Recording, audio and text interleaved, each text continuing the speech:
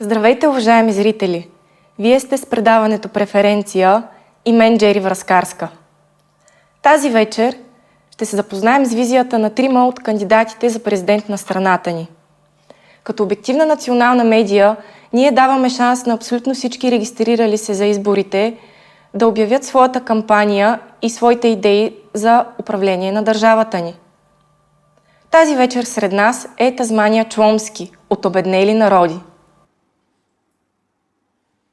Тук е и Доволен Патриотов от партията на разумният, ощетен, смел труженик.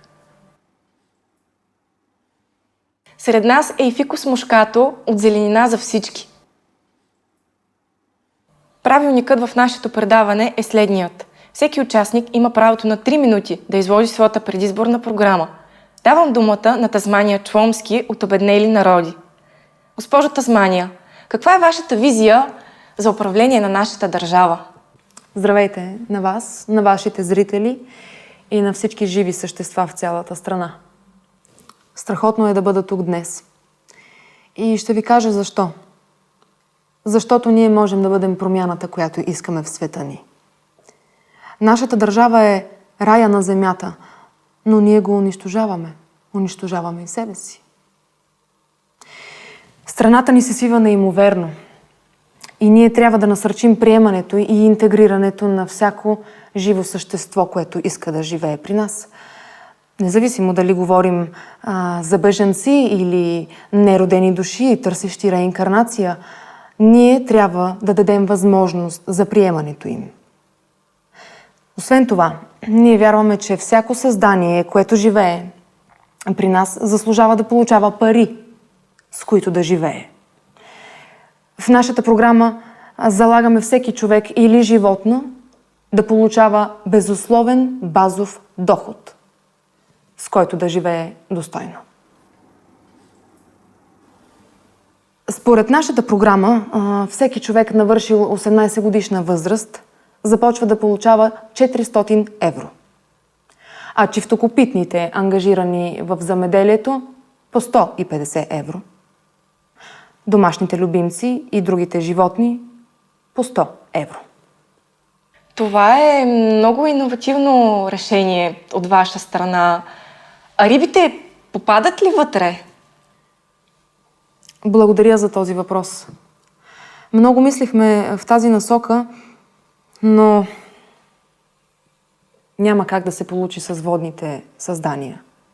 Защото парите, които ще им дадем, ще се намокрят веднага и ще се унищожат. Така че се опитваме да бъдем максимално прагматични и практични в това отношение. Даваме си сметка, че това може да се отрази демотивиращо за някои видове риби, които може да се почувстват засегнати и да емигрират. А също и няма как да привлечем чужди, нетипични за страната ни, морски или речни създания. Но ние трябва да бъдем реалисти. Аз бих искала да си изясня нещо. Вие предвиждате да давате парите директно на животните, а не на техните стопани. Правилно ли ви разбирам? Абсолютно. Ние вярваме, че всяко животно, което допринася за човешкото благополучие, има душа и разум. И следва да бъде възнаградено за усилията си. Затова и сумата трябва да бъде дадена директно на него. Да, разбирам притеснението ви, че средствата може да не се експлоатират разумно в някои случаи, но кажете ми, всички хора ли харчат парите си разумно? Нима не познаваме граждани, които теглят кредит, за да си купят най-новия телефон, след това отиват, напиват се и го чупят още същата вечер. И месеци наред го изплащат след това.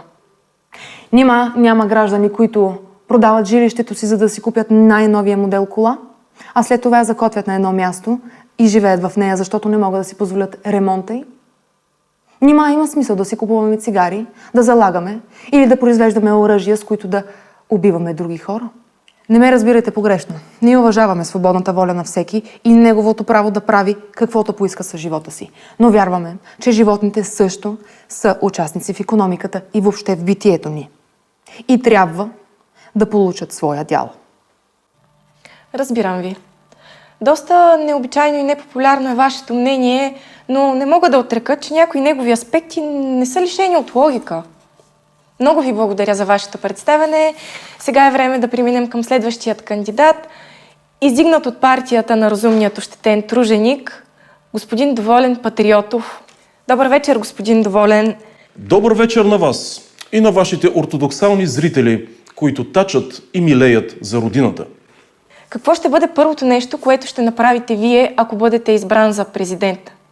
Много ми е трудно да посоча само едно нещо. Ако обаче си представим, че визирате първия ми работен ден, вероятно ще действам едновременно в няколко направления. Ще въведа задължителна казарма, както за мъжете, така и за жените.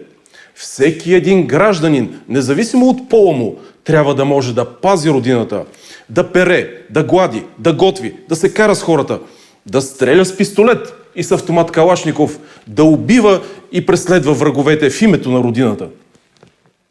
Ще създам и семейна програма за набиране на военнослужащи, така че цели семейства заедно да могат да се включат в армията и да служат на нацията, както съпрузите, така и децата, които ще играят Counter-Strike и ще управляват бойни дронове всеки божи ден. Освен това, ще направя и реалити формат от случващото се с участниците в програмата, за да повиша интереса на гражданите към професията на войника.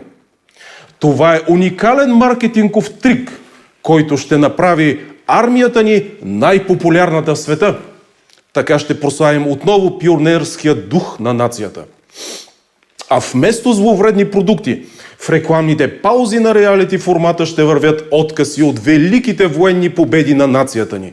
По този начин ще припомним величието си от преди 1000-2000 години и никога няма да забравяме, че успехите, постигнати с копие и кон, показват величието на народа ни и са повод за гордост и в днешния високотехнологичен век. Освен това, аз ще направя така, че всички хора да имат работа в страната и никой да не емигрира и да работи за чужди държави. Както е казал народът, камъкът си тежи на мястото. А в дългосрочен план визията ми е да внасяме работници от други страни, от държави с находища на литий, кобалт, титании, които сме успели да убедим в нашите ценности и разбирания за ортодоксален и равноправен живот. Не съм сигурна дали е добра идея да чуя още детайли от вашият план, но имате още време, така че може да кажете каквото желаете. За да покажа грижата си към родното и да насърча нашия местен бизнес, реших да предоставя 30 секунди от предизборното си време на компанията за патриотични автомобили Стават, която се грижи за благото на родината.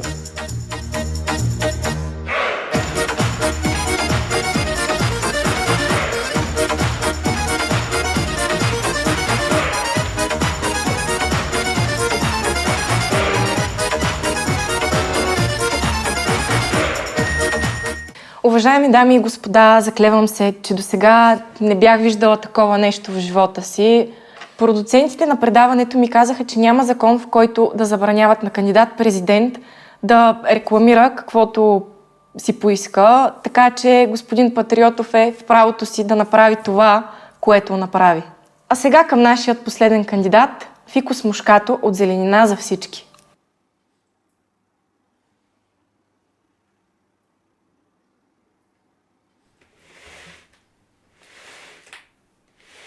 Явно господин Мушкато е останал без думи след представенията на неговите опоненти.